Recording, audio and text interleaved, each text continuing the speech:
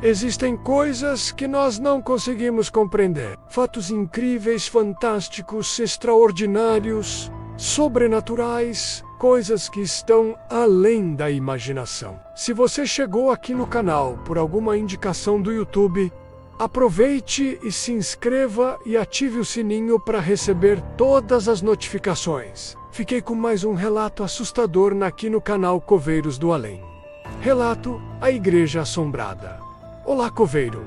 Eu me chamo José Kennedy. Tenho hoje 53 anos de idade. Sou bispo da Igreja Anglicana continuante aqui no Brasil. O que eu vou contar ocorreu por volta de 1999, na cidade de Miguel Pereira, no Rio de Janeiro, no bairro Governador Portela. Na época, eu era pastor evangélico, membro da primeira igreja batista em Governador Portela. O pastor titular, por ser um grande amigo, estava com dificuldades para ir até a igreja às quartas e quintas-feiras, e me pediu para que eu fosse dar uma assistência pastoral no culto doutrinário das quartas-feiras e ajudar no culto missionário às quintas. Naquela época, eu morava no bairro da Cerâmica, em Nova Iguaçu, no Rio, bem distante de Miguel Pereira. Então, todas as quartas-feiras, por volta das 4 da tarde, eu pegava o ônibus e subia a serra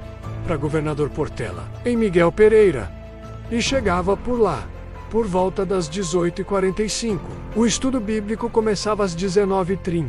Quando terminava, eu ficava no templo da igreja. Dormia lá na quinta-feira da assistência à missão da igreja, que era na casa de um diácono, o irmão Valdir, hoje já falecido, Apus Oculto. Eu dormia no templo e eu ia embora só na sexta-feira pela manhã. Acontece que, em uma dessas dormidas, estava escrevendo o esboço de um sermão para pregar na noite seguinte. Já era por volta da 1 da manhã, quando comecei a ouvir na laje da igreja passos, como se tivesse alguém correndo de um lado para o outro. Me aproximei da porta da igreja, abrindo ela bem devagar, e aqueles passos continuavam lá, correndo de um lado para o outro. Saí para fora e corri rapidamente até na rua, ao lado que dava para a Via Laje, e não havia uma alma sequer. Fiquei todo arrepiado. Não tinha como ninguém se esconder de mim.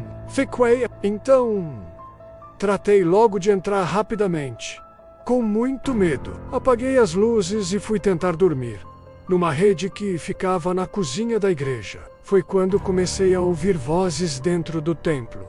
Choros.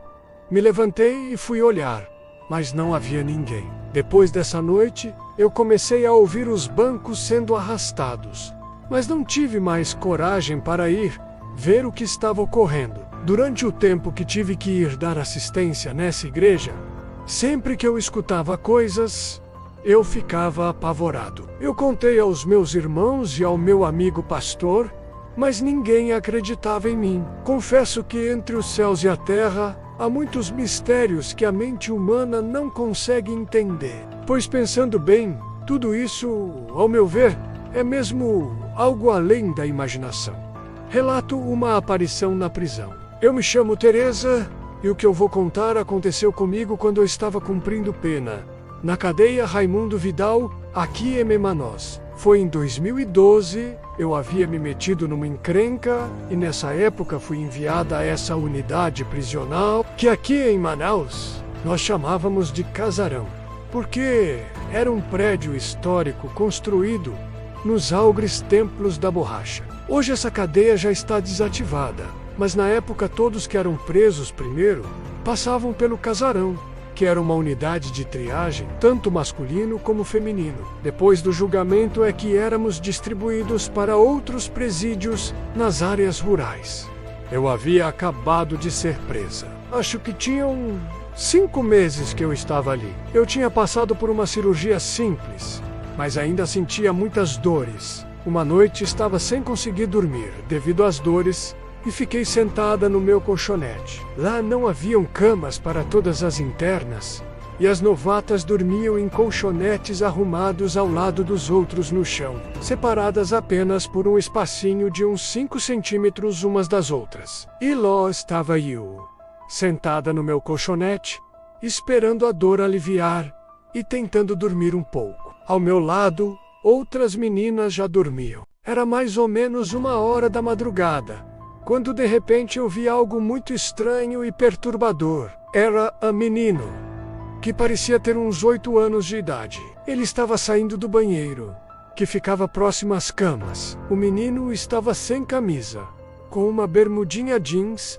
até os joelhos, toda esfarapada. Ele saiu do banheiro e foi saltitando entre os colchonetes, pulando por cima das outras internas, sem esbarrar em nenhuma delas, como se não existisse em forma física. Nessa hora, já de olhos esbugalhados e susto, fiquei paralisada, mas ao mesmo tempo não fiquei com medo, que na hora realmente achei que era uma criança, que tinha vindo para visita e alguma das colegas de cela o escondeu. Isso é considerado falta grave e sujeita à punição. Aí então fiquei parada ali, olhando com ar de espanto, surpresa. O garoto continuou saltitando entre as internas e quando chegou na última, que nós chamávamos de gordinha, ele bateu com 2 dedinhos dele sobre a mão dela. Na terceira vez, enfim, ela acordou. Ela levantou a cabeça devagar e, quando olhou para o menino, ele fez um sinal com a mão, um tipo de aceno, chamando por ela. Ela sentou no colchonete e, assim como eu, ficou sem reação. Olhou na minha direção e depois olhou novamente para ele, que voltou a fazer o mesmo sinal, chamando por ela. O menino não disse nenhuma palavra, apenas a chamava com a mão. Então, essa moça, ela mudou as feições, como se do nada ficasse com muito medo. Começou a balançar com a cabeça, como se quisesse dizer não, negando os chamados do menino. Aí então o menino parou e olhou para mim. Deu um sorriso e voltou saltitando de novo entre os colchonetes e entrou no banheiro de onde ele tinha saído antes. E simplesmente desapareceu. A gordinha ficou de um jeito que parecia que não tinha entendido nada, deu de ombros e voltou a deitar. Depois dessa situação bizarra, eu não vi mais nada naquela noite. Cícero, aquele menino, simplesmente desapareceu naquele banheiro. Pela manhã, a gordinha contou para as outras meninas sobre o ocorrido. Perguntou se mais alguém tinha visto algo parecido naquele lugar.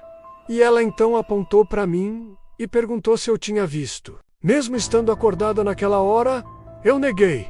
Eu não queria mais encrencas, mas ela insistiu dizendo que eu havia visto sim. E eu continuei negando, dizendo que não havia visto nada. Eu era novata, recém-chegada, tinha medo de tudo e fiquei na defensiva. Depois de um tempo, eu fui transferida para outra unidade. E nunca mais eu vi aquele menino depois daquela madrugada. Cícero, eu nunca mais esqueci esse fato. Mesmo anos depois, me pergunto sobre o que poderia ser aquela aparição. O que queria ali conosco? Por que o menino estava chamando a minha ex-colega Dutella? E o mais intrigante, por que ele deu aquele sorriso para mim antes de desaparecer? Mas a maior pergunta de todas é quem era aquele menino? Eu sei que eu nunca vou saber, mas não tenho dúvidas que seja o que for. O que eu vi naquela madrugada foi além da imaginação. Gostaram dessa história? Deixem nos comentários e não se esqueçam. Cliquem em curtir e compartilhem nas redes sociais e no WhatsApp. Assim, mais pessoas vão conhecer o nosso trabalho. E o valor que nós vamos ter é muito maior. Um grande abraço e até o próximo vídeo.